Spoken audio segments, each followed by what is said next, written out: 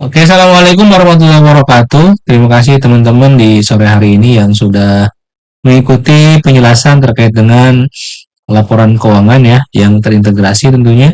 Jadi, laporan arus kas itu sebenarnya terdiri dari laporan arus kas, laporan eh, kas operasional, kas investasi, dan kas pendanaan.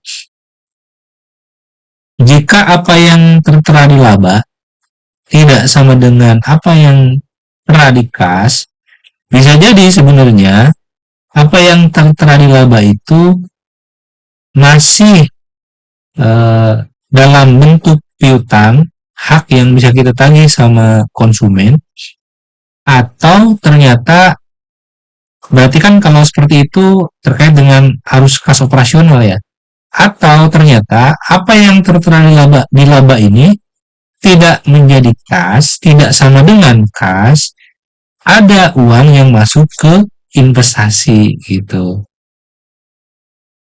Atau ternyata kita tidak menyadari bahwa apa yang tertera di laba kenapa tidak menghasilkan kas, karena ada biaya yang karena ada uang yang keluar dalam membayar pendanaan yang sudah kita ambil misalnya dari pihak perbankan gitu ya. Nah, terus kenapa teman-teman bisa jadi masih bingung ya terkait dengan laporan keuangan, terus masih menyamakan antara arus kas yang model seperti di masjid misalnya gitu ya, karena memang ada perbedaan.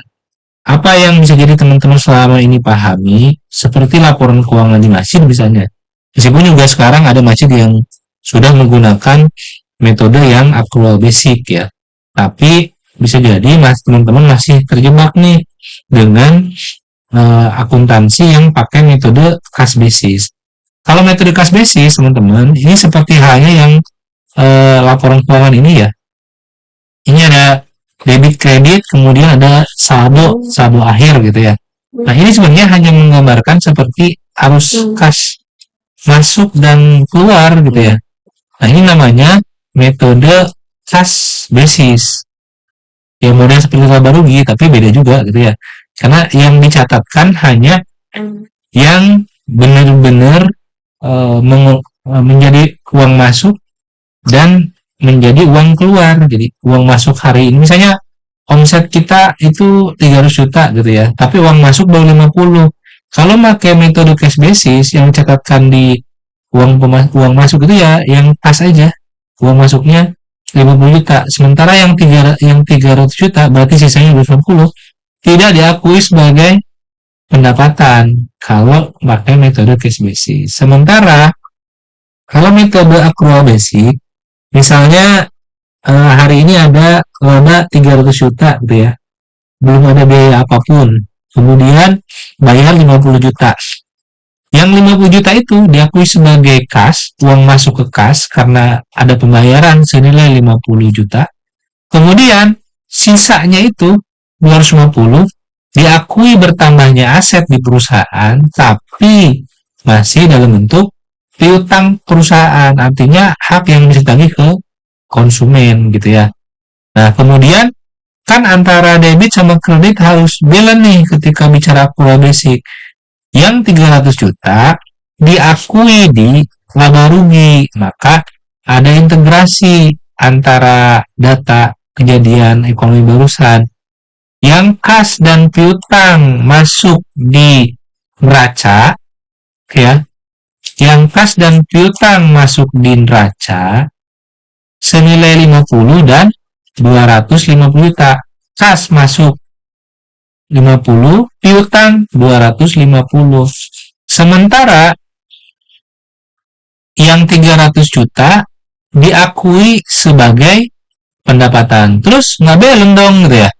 Nah, kan di pendapatan belum ada pengakuan HPP sama biaya, misalnya kalau dia bentuknya proyek. Maka pendapatan itu sama dengan laba.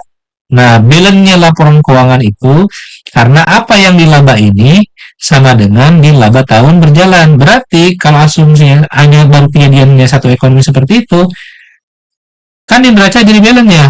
Kasnya 50, piutangnya 250, 300 juta kan total. Nah, kemudian utangnya belum ada, modalnya nggak ada, karena modal buy order, yang tertera di laba sama dengan laba tahun berjalan. Di sini berarti 300 juta sama. Nah, maka jadi balance karena ada hubungan antara laba rugi dengan neraca. Mungkin demikian ya untuk video materi sore hari ini. Mudah-mudahan bermanfaat dan memberikan gambaran lebih.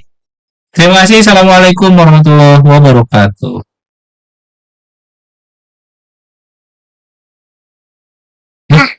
Kok berhenti deh?